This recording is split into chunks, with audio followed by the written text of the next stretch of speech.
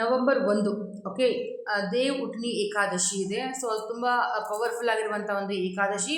So ಆ ಏಕಾದಶಿ ದಿನ ನೀವು ಏನು ಮಾಡ್ಬೋದು ಅಂತಂದಾಗ ನಿಮ್ಗೆಲ್ಲರಿಗೂ ತುಂಬ ಯಾರೆಲ್ಲ ಮಾಡ್ತಾ ಇಲ್ಲ ಅವರು ಕೂಡ ಮಾಡಿ, ಯಾರು ಮಾಡ್ತಾ ಇದ್ದಾರೆ ಅವರು ಕೂಡ ಇದನ್ನು ಮಾಡಿ, ತುಂಬ ಒಳ್ಳೆಯದು. ಯಾರೆಲ್ಲ ಉಪವಾಸ ಮಾಡ್ತಾ ಇಲ್ಲ, ಫಾಸ್ಟಿಂಗ್ ಇರ್ತಾ ಇಲ್ಲ ಅವರು ಕೂಡ ಈ ಒಂದು ಏಕಾದಶಿ ದಿನ ನಿಮಗೆ ಉಪವಾಸ ಮಾಡೋದ್ರಿಂದ ತುಂಬ ಅಂದರೆ ತುಂಬ ನಿಮಗೆ ಪಾಸಿಟಿವ್ನೆಸ್ ನಿಮಗೆ ಸಿಗುತ್ತೆ. ಅದಕ್ಕೆ ತುಂಬ ಬ್ಲೆಸ್ಸಿಂಗ್ಸ್ ಕೂಡ ನಿಮಗೆ ಈ ಏಕಾದಶಿನ ಸಿಗೋದಿದೆ.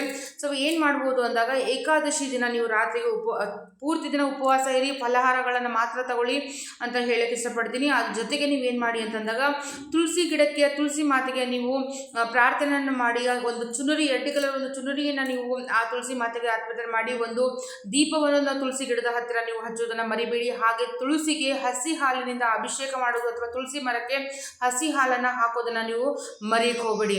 ಸೊ ಅದ್ರ ಜೊತೆಗೆ ಏನಪ್ಪಾ ಅಂದರೆ ಈ ಥರ ಒಂದು ಕೈಯಲ್ಲಿ ಕಟ್ಕೊಂತ ದಾರ ಇರುತ್ತಲ್ಲ, ಈ ಥರ ಒಂದು ರೆಡ್ ಕಲರ್ ದಾರನ ನೀವು ತುಳಸಿ ದೇವಿಗೆ ನೀವು ಕಟ್ಟೋದನ್ನು ಮರಿಬೇಡಿ. ಇದರಲ್ಲಿ ಒಂದು ಯೆಲ್ಲೋ ಕಲರ್ ದಾರ ಸಿಗುತ್ತೆ, ಅದನ್ನು ನೀವು 11 ಗಂಟೆಗಳನ್ನು ಹಾಕಿ ಆ ದಾರಕ್ಕೆ, ಅದು ಕೂಡ ನೀವು ತುಳಸಿ ಮಾತೆಗೆ ನೀವು ಹಚ್ಚೋದ್ರಿಂದ, ಅರ್ಪಿತ ಮಾಡೋದ್ರಿಂದ ತುಂಬ ತುಂಬ ಶ್ರೇಷ್ಠವಾಗಿರುವಂಥ ನಿಮಗೆ ಫಲಗಳನ್ನು ಸಿಗಕ್ಕೆ ಸ್ಟಾರ್ಟ್ ಆಗುತ್ತೆ. ಅದ್ರ ಜೊತೆಗೆ 5 ತುಳಸಿ ಎಲೆಗಳನ್ನು ನೀವು ವಿಷ್ಣುವಿಗೆ ನೀವು ಹಚ್ಚೋದ್ರಿಂದ, ಯಾಕಂದರೆ ಎಲ್ಲ ರೀತಿಯ ಏಕಾದಶಿಗಳು ನಾವು ವಿಷ್ಣುವಿನ ಆರಾಧನೆ ಮಾಡ್ತೀವಿ. ವಿಷ್ಣು ಅಂತಂದರೆ ಗುರುವಿನ ಸ್ಥಾನ, ಗುರು ಒಲಿದರೆ ಎಲ್ಲ ರೀತಿಯ ಕೆಲಸಗಳು ಸಕ್ಸಸ್ ಆಗೋಕ್ಕೆ ಸ್ಟಾರ್ಟ್ ಆಗುತ್ತೆ. ನಿಂತು ಹೋಗಿರುವ ಕೆಲಸಗಳು